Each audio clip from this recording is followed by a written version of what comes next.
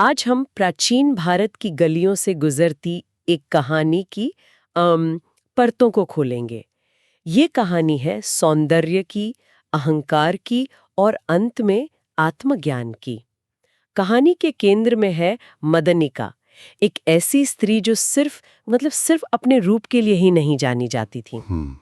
वो अपनी बुद्धि, संगीत और नृत्य कला के लिए भी बहुत मशहूर थी। बिल्कुल। और देखिए, सूत्रों में उसकी तुलना वैशाली की प्रसिद्ध नगरवधु आम्रपाली से की जाती थी। आम्रपाली, ये तो बहुत बड़ा नाम है। बहुत बड़ा। और ये तुलना बहुत जरूरी है। आम्रपाली सिर्फ एक गणिका नहीं थी, वो अपने समय की सबसे कह सकते हैं शक्तिशाली महिलाओं में से एक थी। अच्छा? हाँ, बड़े बड़े राजा महाराजा उसके प्रशंसक थे। उसे नगरवधु का पद मिला था, मतलब वो किसी एक की नहीं, पूरे नगर की शोभा थी। क्या बात है। तो जब हम कहते हैं कि मदनिका की तुलना आम्रपाली से होती थी, तो हम सिर्फ सुंदरता की बात नहीं कर रहे, हम बात कर रहे हैं पावर की, प्रभाव की, एक ऊंचे सामाजिक दर्जे की। बिल्कुल। और दिलचस्प बात यह भी है कि आम्रपाली भी बाद में बुद्ध की शिष्या बन गई थी। वाह! तो मतलब ये सिर्फ एक सुंदर स्त्री की कहानी नहीं है, ये एक ताकतवर हस्ती की कहानी है। सोचे जरा, एक ऐसा शहर जहां बड़े बड़े राजा और व्यापारी मदनिका के महल के बाहर सिर्फ उसकी एक झलक पाने का इंतजार करते थे। लेकिन आज हमारी पड़ताल का मिशन इस चमक धमक के पार जाना है। ये समझना है कि जब इंसान का सबसे बड़ा गुमान, उसका नश्वर सौंदर्य, शाश्वत ज्ञान की चट्टान से टकराता है, तो असल में टूटता क्या है और बनता क्या है। तो कहानी शुरू होती है मदनिका के अहंकार से। उसके अभिमान से। उसे अपने रूप पर, अपनी कला पर और लोगों पर जो उसका असर था, उस पर अटूट अभिमान था। उसे लगता था कि दुनिया में ऐसी कोई चीज नहीं, ऐसा कोई इंसान नहीं जिसे वो अपने आकर्षण से झुका ना सके। मतलब उसका सौंदर्य ही उसकी शक्ति थी। और उसका अस्त्र भी। और ये एक ऐसी मानसिकता है जो अपनी पहचान पूरी तरह से बाहरी चीजों पर बना लेती है। जैसे आज के जमाने में सोशल मीडिया। बिल्कुल। जहां किसी की कीमत लाइक्स और फॉलोअर्स से तय होती है, मदनिका की दुनिया में उसकी कीमत उसके प्रशंसकों से तय होती थी। उसका जो स्व था वो पूरी तरह से दूसरों की नजरों पर टिका था। सही कहा। और इसी आत्मविश्वास को, या कहें कि गुमान को, एक चुनौती मिलती है। कहानी में मोड़ तब आता है जब नगर में एक युवा और तेजस्वी बौद्ध भिक्षु का आगमन होता है। उन्होंने संसार के सारे सुख, सारी इच्छाएं सब त्याग दी थीं। उनके चेहरे पर एक अजीब सी शांति थी, और मदनिका के कानों तक भी ये बात पहुंचती है, और वो इसे एक चैलेंज की तरह लेती है। हाँ बिल्कुल, एक सीधी सीधी चुनौती। वो सोचती है, ऐसा कौन है जो मेरे आकर्षण के दायरे से बाहर रह सकता है। तो ये उसके लिए एक खेल बन जाता है। हाँ, अपने प्रभाव को साबित करने का एक मौका। इसलिए वो उस भिक्षु को अपने महल में भोजन के लिए बुलाती है। ये सिर्फ एक दावत का न्योता तो नहीं लगता। नहीं, बिल्कुल नहीं। इसके पीछे की सोच क्या थी? ये एक तरह का शक्ति प्रदर्शन था। यकीनन। ये सिर्फ एक निमंत्रण नहीं था, ये दो दुनियाओं की टक्कर थी। एक तरफ मदनिका का संसार था, भौतिक, आकर्षक। दूसरी तरफ भिक्षु का संसार था, आंतरिक, शांत। मदनिका ये परखना चाहती थी कि क्या उसका भौतिक आकर्षण भिक्षु की आध्यात्मिक साधना पर भारी पड़ सकता है। ये उसके अहंकार की सबसे बड़ी परीक्षा थी। और ये टक्कर होती है। भिक्षु निमंत्रण स्वीकार कर लेते हैं, जो अपने आप में एक हैरान करने वाली बात है। वो मदनिका के दरवाजे पर पहुंचते हैं। मदनिका अपने सबसे अच्छे श्रृंगार में है। हर वो कोशिश कर रही है जिससे भिक्षु का ध्यान भंग हो। हाँ, और वो उनसे सीधे सीधे पूछती है, हे तपस्वी, इस रूखे सूखे कठिन जीवन में क्या रखा है? मेरे पास देखिए वैभव है, सुख है, सौंदर्य है, आप यहाँ रुक क्यों नहीं जाते? एक तरह से अपना पूरा साम्राज्य उनके सामने रख रही थी। लेकिन भिक्षु का जो जवाब आया, उसने मदनिका के पूरे खेल को ही पलट दिया। भिक्षु ने उसकी आंखों में देखा और बड़ी शांति से कहा, हे सुंदरी, मैं तुम्हारे पास तब आऊंगा जब तुम्हें मेरी सबसे अधिक आवश्यकता होगी। अभी तो तुम अपने सौंदर्य की शिखर पर हो, तुम्हें मेरी क्या आवश्यकता। ये तो बहुत ही अजीब जवाब है। मैं तो सोची थी कि वो कोई उपदेश देंगे या शायद नजरें झुका लेंगे, पर उन्होंने तो एक वादा कर दिया। हाँ, एक पहेली जैसी बात कह दी। इसका क्या मतलब निकाला जाए? यही इस जवाब की खूबसूरती है। इसमें गुस्सा नहीं है, कोई उपदेश नहीं है और ना ही अपमान है। ये बौद्ध दर्शन की एक गहरी समझ को दिखाता है। भिक्षु उसके बाहरी रूप के पार देख रहे थे। अच्छा। वो समझ रहे थे कि मदनिका जिस चीज को अपनी शक्ति समझ रही है वो ही उसके भविष्य के दुख का कारण बनेगी। मतलब उसका सौंदर्य। हाँ, उसका सौंदर्य से जो मोह है, जो लगाव है, भिक्षु को पता था कि यह सौंदर्य स्थायी नहीं है। तो उनका जवाब एक तरह की दूरदर्शिता थी। बिल्कुल। और ये करुणा का भी एक रूप है। बौद्ध दर्शन में करुणा का मतलब सिर्फ दया या तरस खाना नहीं होता। करुणा एक सक्रिय, एक विवेकपूर्ण भावना है। भिक्षु जानते थे कि इस समय मदनिका कुछ भी सुनने की स्थिति में नहीं है। उसका अहंकार एक दीवार की तरह है, उसे उपदेश देना बेकार होता। सही बात है। इसलिए उन्होंने बस एक बीज बो दिया, उस वक्त के लिए जब वो दीवार गिर जाएगी। उन्होंने कहा, मैं तब आऊंगा जब तुम्हें मेरी जरूरत होगी। ये एक वादा था। लेकिन मदनिका इसे उस गहराई से नहीं समझ पाती। बिल्कुल नहीं। वो इस जवाब से चौंक जाती है और इसे अपना अपमान समझती है। उसे लगता है कि उसके सबसे बड़े शस्त्र को ही खारिज कर दिया गया। हाँ। भिक्षु वहां से चले जाते हैं और मदनिका अपने अहंकार की चोट के साथ रह जाती है।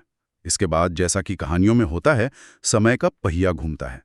कई साल बीत जाते हैं और प्रकृति अपना काम करती है। मदनिका का यौवन धीरे धीरे ढलने लगता है। उसकी त्वचा पर झुर्रियां, आंखों की चमक फीकी पड़ने लगती है। वो आकर्षण अब इतिहास बनता जा रहा था। और फिर कहानी में एक बड़ा संकट आता है।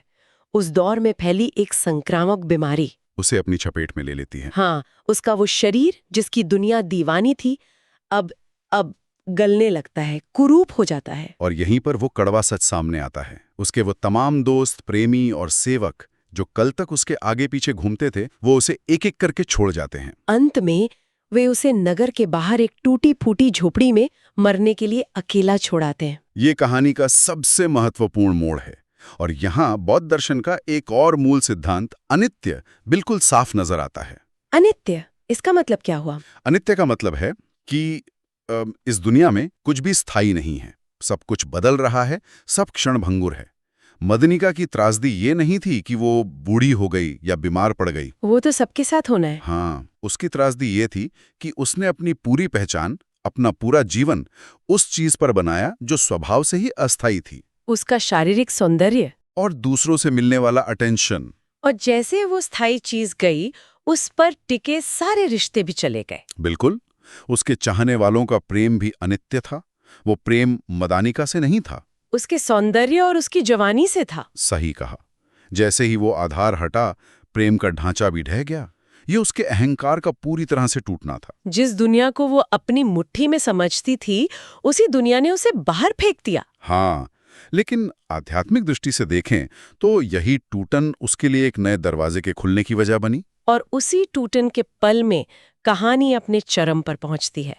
एक बारिश की शाम जब मदानिका उस अकेली झोपड़ी में दर्द से करा रही थी, अपनी मौत का इंतजार कर रही थी, तभी उसे महसूस होता है कि किसी ने बहुत प्यार से उसके सिर को अपनी गोद में रख लिया है। वो मुश्किल से अपनी आंखें खोलती है और देखती है वही भिक्षु शांत भाव से उसके सामने बैठे हैं।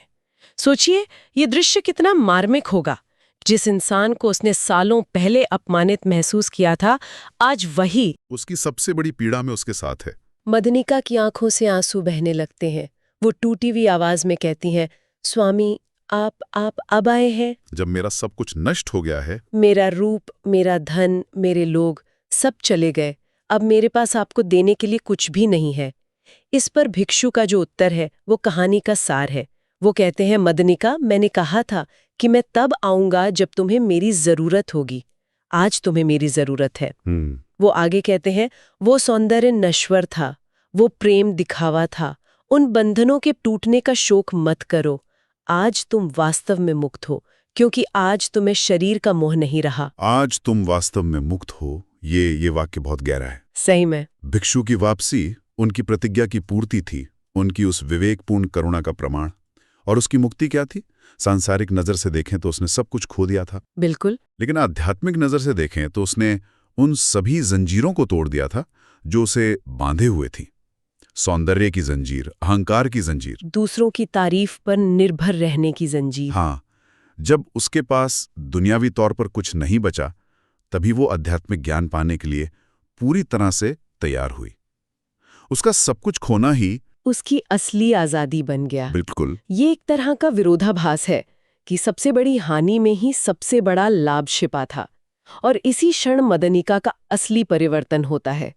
भिक्षु की सेवा और उनके शब्दों की शांति में मदनिका को पहली बार बोध होता है कि जीवन की असली सुंदरता बाहरी रूप में नहीं है, बल्कि मन की शांति में है, करुणा में है। आंतरिक ज्ञान में है।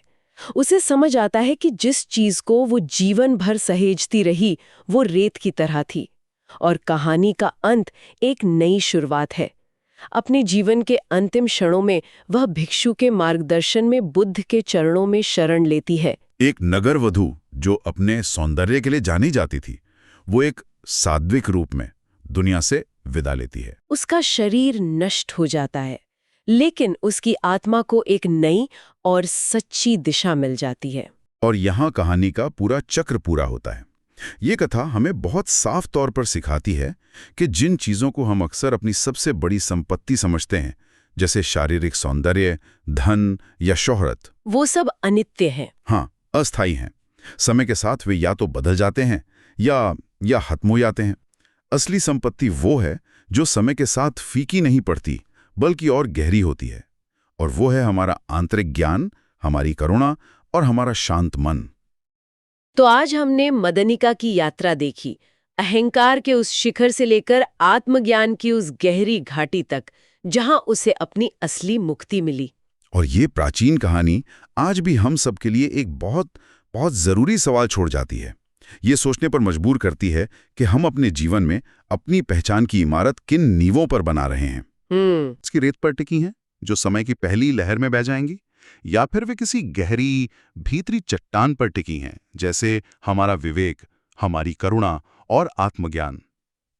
अगर कल हमारी जिंदगी से वो सारी बाहरी चीजें हटा दी जाएं जिन पर हमें आज गर्व है, तो हमारे पास असल में क्या बचेगा?